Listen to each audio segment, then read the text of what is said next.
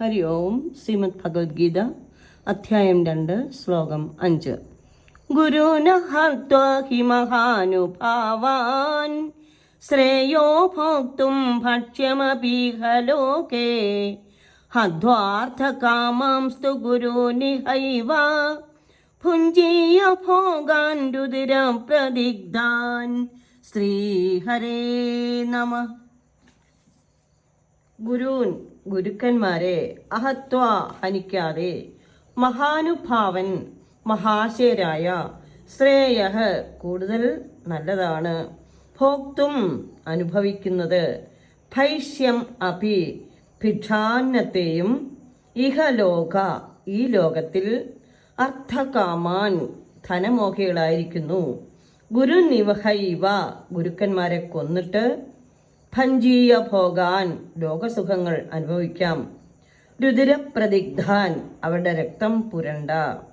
വിവർത്തനം: സംപൂജ്യരും മഹാശയരുമായ ഗുരുക്കന്മാരെ ഹനിക്കാതെ ഈ ലോകത്ത് ഭിക്ഷയാചിച്ചു കിട്ടുന്ന അന്നം പോലും ഭുജിക്കുന്നത് ഉത്തമം തന്നെയാണ്. എന്നാൽ ഈ ലോകത്ത് തന്നെ ധനമോഹികളായ ഗുരുക്കന്മാരെ വധിച്ചിട്ട് അവരുടെ രക്തം പുരണ്ട ലോകസുഖങ്ങൾ അനുഭവിക്കാം. ഭീഷ്മ ദ്രോണാദികൾ അർത്ഥകാമന്മാരാണെന്ന് അവർ തന്നെ സ്വയം പ്രഖ്യാപിച്ചു. ധർമ്മപുത്ര സഹോദരന്മാരോടും കൃഷ്ണനോടും ഒരുമിച്ച ഭീഷ്മർ, ദ്രോണ, ശല്യർ, കൃപ എന്നിവരെ ചെന്ന് കണ്ട് പാദ നമസ്കാരം ചെയ്ത് അവരോട് അനുഗ്രഹം ആവശ്യപ്പെട്ടു. എല്ലാവരും ധർമ്മപുത്രർക്ക് വിജയം ആശംസിക്കുകയും ചെയ്തു. ശേഷം ഇപ്രകാരം അരുൾ ചെയ്തു: പുരുഷന്മാർ അർത്ഥത്തിന്റെ ദാസനാണെന്നും എന്നാൽ അർത്ഥമാകട്ടെ ആരുടെയും ദാസനല്ലെന്നും അരുൾ ചെയ്ത ശേഷം തങ്ങൾ അർത്ഥഹേതുവായി കൗരവപക്ഷത്ത് ബന്ധപ്പെട്ടിരിക്കുന്നതിനാൽ യുദ്ധം ചെയ്യാതെ നിർവാഹമില്ല, ഇങ്ങനെയുള്ള ഗുരുക്കന്മാരെ കൊല്ലാൻ പാടില്ലെന്നതാണ് അർജുൻ്റെ അഭിപ്രായം. എന്നാൽ അർജുൻ്റെ നിലപാട് ക്ഷുദ്രം ഹൃദയ ദൗർബല്യം എന്ന് കൃഷ്ണൻ പറഞ്ഞ ആ ശുദ്ധബുദ്ധിയുടെ ഹൃദയത്തിൽ തറച്ചു.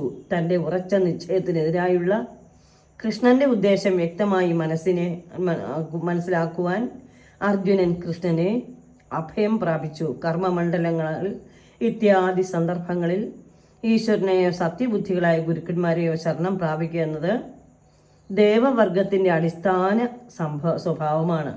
ഭാരതത്തിന്റെ കർമ്മമണ്ഡലത്തെ ധന്യമാക്കി തീർത്തിട്ടുള്ളതും ഇപ്രകാരമുള്ള ദൈവീക സമ്പന്നന്മാരാണ്. വീണ്ടും പാർത്ഥന്റെ മനോഭാവം നമുക്ക് കാണാം.